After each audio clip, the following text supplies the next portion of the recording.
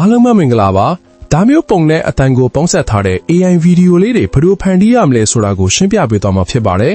ပထမဆုံးအနေနဲ့ https://aistudio.google.com ကို Gmail တစ်ခုနဲ့ဝင်လိုက်ပါ Google AI Studio ထဲက Generate Speech ထဲရောက်ရင် Single Speaker Audio နဲ့ Multi Speaker Audio ဆိုပြီးနှစ်ခုတွေ့ပါလိမ့်မယ်။တစ်ယောက်တည်းစကားပြောတဲ့ပုံစံလေးနဲ့ပြမှာဖြစ်တဲ့အတွက် Single ကိုပဲရွေးလိုက်ပါမယ်။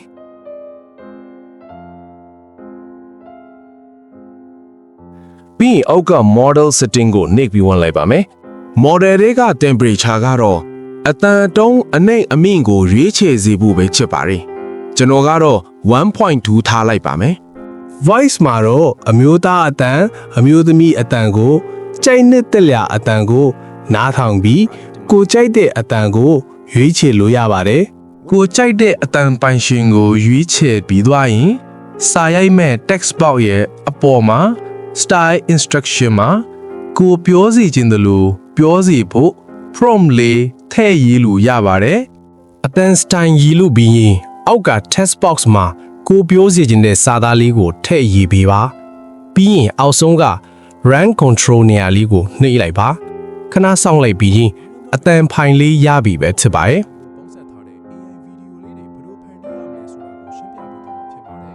ဒုတိယအဆင့်အနေနဲ့ကိုမှရှိပြီးသားပုံလေးကိုခုနကထူထားတဲ့အတန်ဖိုင်လေးနဲ့ပေါင်းစပ်ဖို့တာ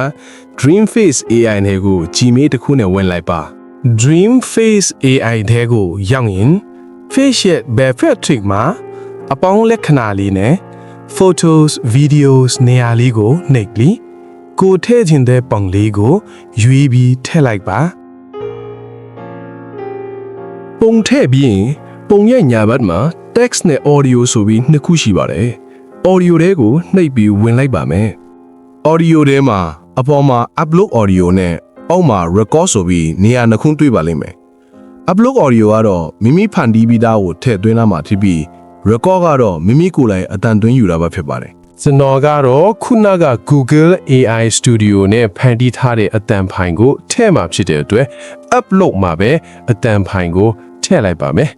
အတန်ဖိုင်ကတော့30စက္ကန့်ထိထည့်ပြီးပြုလုပ်လို့ရပါတယ်အတန်ဖိုင်ထည့်ပြီးရင်အောက်ဆုံးဘယ်ဘက်က resolution ကိုတွားပါမယ် free သုံးထားတာတဲ့အတွက် 720p ပဲရမှာဖြစ်ပါတယ်ပြီးရင်နောက်ဆုံးအနေနဲ့ resolution ဘေးက generate ကိုနှိပ်ပြီးခဏစောင့်လိုက်ပါမယ်ဒါဆိုရင်တော့ကိုဖန်တီးထားတဲ့ AI အတန်နဲ့ပုံပေါင်းဆက်ထားတဲ့ဗီဒီယိုဖိုင်လေးရပြီပဲဖြစ်ပါတယ်အားလုံးကိုကျေးဇူးတင်ပါတယ်ရှင်လန်းချမ်းမြေ့ကြပါစေ